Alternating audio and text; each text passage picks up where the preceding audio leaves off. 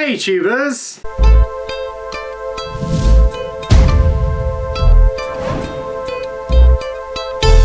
There are 4 words that you might have heard said on this channel before. The 4 words are in between the lines. An album that I have been, well, planning for the last 2 years. Back in the summer of 2010, I believe it was, I mentioned that I was working on my second album called In Between the Lines. Twice in 2011, I think, as far back as January 2011, I told all of you that I was now working on that album. Well, I'm here to tell you that it was all lies. However, June of this year, we finally got around to actually starting the production of this album. And we finished recording it at the end of July, and my producer Tom finished mixing it yesterday, and I have with me a copy of it. That is In Between, that is my second album there, right? In Between the Lines, right? It's got a front cover and an inside cover and a CD in it. Look at that. Look at that. Look, they're handwritten at the minute. But look, that's my album. This is the thing that took me 2 years to make. The album comes out on October the 1st of this year, and obviously I've worked really hard on it, we've worked really hard on it.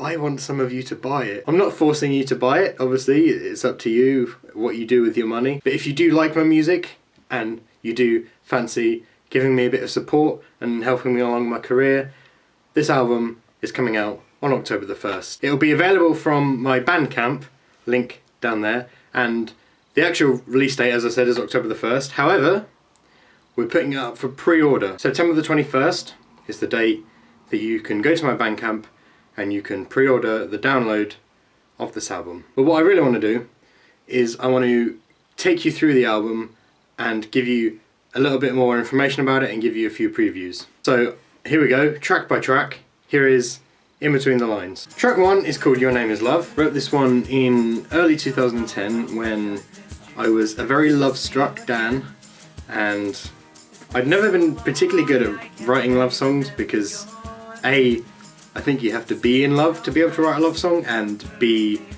I never really understood why so many people wrote them. However, I did come up with this idea that love could have some kind of physical embodiment, and that if you had your feelings about love and you wanted to tell them to someone, then love, being a person, would be the best person to direct your feelings at, and that's how Your Name Is Love came about. Track 2 is called Just Another Night. Now I sometimes do blog TV shows, and it's relevant that I tell you this actually because on September the 30th I'll be doing a blog TV show to launch this album. Just Another Night is a song that I wrote specifically for a blog TV show that I did a couple of years ago, and it's just all about what my blog TV experience is. Track 3 is Banks of the Sweet Primroses. Banks of the Sweet Primroses is a traditional folk song, first collected by the Copper family from Sussex, who handed it down to various people, one of them being Fairport Convention, who recorded it in 1971 and again in 2001, and now I've recorded it in 2012, my version of Banks of the Sweet Primroses. Track 4 is called Butterfingers. Butterfingers was a song written by my friend Matt. You've met him. Not really, but he's been on this channel a lot. I met him at Cropredy a few years ago, and this is the first song that he wrote after the two of us met. It was the first song he ever wrote on the ukulele. Guess who introduced him to the ukulele? And I felt I had some kind of special part in that song, so I decided to borrow it from him for this album. Track 5 is called Christmas in November. I released a music video for this last December, ironically. It's a song all about the Christmas spirit and how it usually comes a lot earlier than it should do. For those of you that live in England, you'll know that as soon as Halloween is over, then immediately everything just shifts into the Christmas spirit. That's when all the shelves at the shops get stocked with Christmas things, and they start playing Christmas adverts and Christmas music on the radio. And I just wrote a song because I didn't really know why people decide to do that. Track 6 is called Miss It When It's Gone, a song which sounds really sweet and lamenty, but it's actually just about snow. I wrote it when we'd had a lot of snow in the country, and I've been stuck inside quite a lot.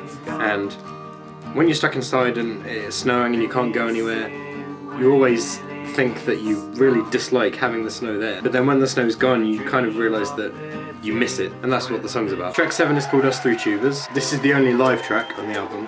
One of the oldest songs on the album, actually. It's a song about Tom and Matt and me, basically, and our friendship and how it all came together. And the final track, track 8, is called YouTube Comments. YouTube Comments is exactly how it sounds, and it's kind of a byproduct of the famous Life in a Day vlog failure project of 2010, where I did a 6-day long vlog project in the summer of 2010, and every day I was going to show a clip of my life in a day that I made, and I wanted people to comment leaving me song lyrics so I could make a song out of them. Now nobody did that, nobody left any song lyrics, so what I did is I just took the comments that I got and made them song lyrics, and the song ended up on the album. So that's it. That's the whole album. I've got a couple of other things to tell you about. If you go to my Bandcamp right now, there's a song on there which is an acoustic version of my song I've Got an Itch. If you click this link, it will take you to the original video, but this is a brand new acoustic version that I recorded. It's only going to be online until September the 12th, and it's 79p to buy, so if you fancy having something else before the album comes out, then that's there as well. There are some links down there to my website and to my producer's Facebook page and to the album's Facebook page. I hope you like the album. We have worked very hard on it, as I said, and I will see you soon. Bye! And that was today's edition of Fonzleclay, the lowest budget regular show on YouTube. In fact, it's so cheap, he's even using Chameleon Circuit as his outro music. We'll see you next time, folks.